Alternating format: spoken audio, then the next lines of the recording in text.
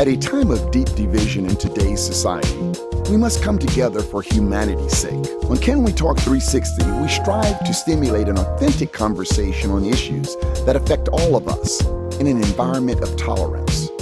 I am Eugene Pettis, attorney and community servant. Let's discover how there is strength in our differences and an abundance of possibilities when we stand together as one humanity. Welcome to Can We Talk 360 Motivational Moment. Today's topic is, what are we afraid of? To those that tune in each and every session, you may recall a familiar topic back in August of 2022 in which we looked at what are we afraid of in the context of critical race thinking. This will be a little different, so listen in. Over the past 40 years, I have been in many positions on boards that have had to address equality and inclusion. Well, it was the time of the University of Florida Law School Board of Trustees to the current executive board of the University Foundation that I'm on, or my appointment in 1991 by the late Governor Lawton Chiles to the South Florida Management Governing Board, or even as president of the Florida Bar. I have always been an advocate for inclusivity of all people. My personal philosophy has simply been that we are better as a society when everybody has the opportunity to prosper. I have heard all sorts of argument as to why it's not fair, quote unquote, to still have programs that are designed to increase access and inclusion.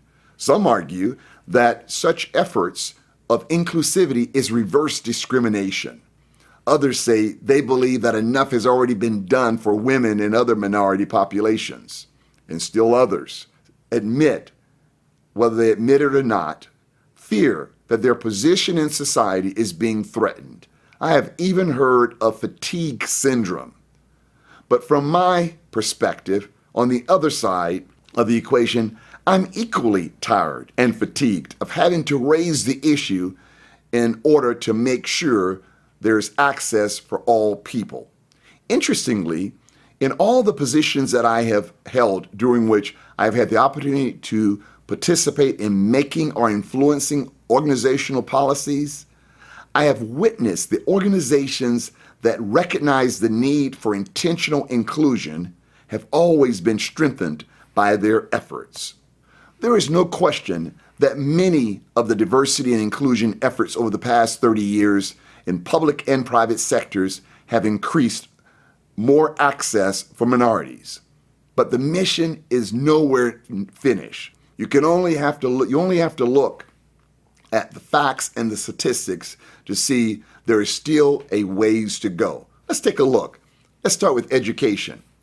Looking at education nationally, the superintendents, that is, the superintendents that govern the various school districts, is still largely white and male, indicating room for progress in terms of diversity in the district.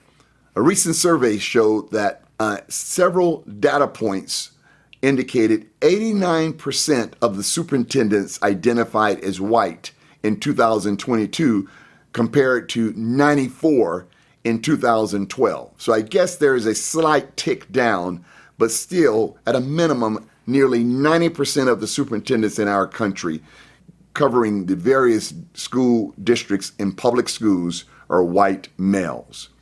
While 89% of superintendents identified at 89% at white, only 3.85 as black or African Americans, and only 0.25 identified as Asians. Let's look at corporate America. Only 1% of Fortune 500 CEOs are African American, 2.4% are East Asians or South Asians, and 3.4% are Latinx. Over the 20 years since 2000 to 2020, there's a total of 67 new white female CEOs. African Americans have had 16, Latinx 36, East Asian 10, South Asians 22, for a total of 151 of the Fortune 500 companies. Let's look at politics to see how we're doing as far as diversity and inclusion. State governors. In the history of our country, there have only been 4 black governors in the United States history. Currently, there is one serving, and that's Governor Westmore of Maryland. 4 governors in the history. Mayors of all these cities in the United States. The most common ethnicity among mayors is white, which makes up 76.2% of all mayors. Comparatively, 7.8% of the mayors are Hispanic and 7.7% of the males are Asian. The number of mayors that are African American are 3.8. Legal field, the practice of law that I'm so proud of. Nearly all of the people of color are underrepresented in the legal profession compared with their presence in the U.S. population. For example, 5% of all lawyers are African American, the same percentage as 10 years earlier. But the population is 14% of African American across the United States. Demographics, studies from the American Bar Association, surveys in 2022, the survey has indicated that they found a growing number of women, Asians, Hispanics, and mixed-race lawyers in the legal profession. The numbers of black lawyers remain nearly constant over the past decade. So when we look at the facts, there's no basis for targeted aggression towards programs and efforts to create opportunities for all people. My answer to the question I posed earlier, what are we afraid of? It is a quote from Melinda Gates, and she stated, "If we want to include everyone, we have to help everyone develop their talents and use their gifts for the good of the community. That's what inclusion means. Everyone contributes." And NASCAR stated, "The human heart is too grand to be wasted in the gutter of cultural exclusivity." So I caution each and every one of us to not get caught up in the cultural wars that's taking us backwards as we try to be more inclusive of all sectors of our society.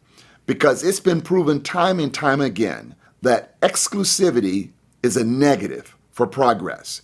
Inclusivity enlarges the performance and enlarges the ideals and ideas that come to the table when everybody is represented around the table of opportunity. I encourage each and every one of us to keep an open heart and an open mind and welcome others from different perspectives. That's when we have the best of humanity. Thank you for joining me for this Can We Talk motivational moment. The law firm of Halitzer, Pettis & Schwam is a proud sponsor of the Can We Talk 360 podcast. Our firm handles medical malpractice, wrongful death, catastrophic personal injury litigation. We pride ourselves in being advocates for justice on behalf of those who have been seriously injured. For decades, we've taken the lead in making your case our priority. It's who we are. It's who we'll always be. Halitzer, Pettis & Schwam. Serious injuries, proven results.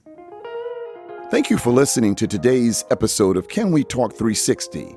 I sincerely hope that you were inspired to seize this moment in time and take real action towards change. Remember, all change begins with a conversation. Be sure to tune in every month for more fascinating discussions and motivational food for the soul. Please share with your friends, family, and colleagues. Follow me on Facebook, Instagram, and YouTube at Can We Talk 360, and visit us on the web at www.canwetalk360.com.